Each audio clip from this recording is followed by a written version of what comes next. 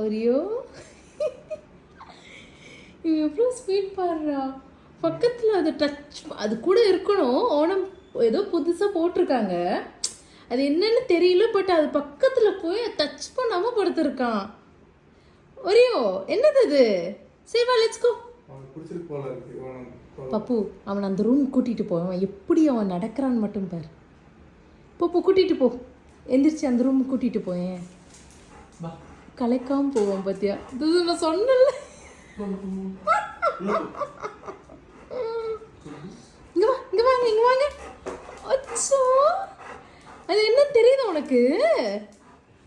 Mummy daddy கஷ்டப்பட்டு போட்டதுனால அப்படிலாம் ஒன்றும் இருக்காது. அந்த அளவுக்குலாம் உங்களுக்கு இல்லை. பட் இருந்தாலும் வி ஹாவ் டு அப்ரிஷியேட் இல்லையா பப்போ? சரி, நாங்கள் ஆக்சுவலி ஓணம்காக நாங்கள் காலையில் ஒரு 2 hours டைம் எடுத்து நாங்கள் போட்டோம். ஸோ அவனும் இதே மாதிரி தான் படுத்துட்டு பார்த்துட்டு இருந்தான். என்ன இந்த மாதிரி எப்பயும் போட மாட்டாங்க, இப்போ என்னவோ போடுறாங்களே ஃபஸ்ட் டைம் அப்படின்னு சொல்லி அவன் பார்த்துட்டு இருந்தான்.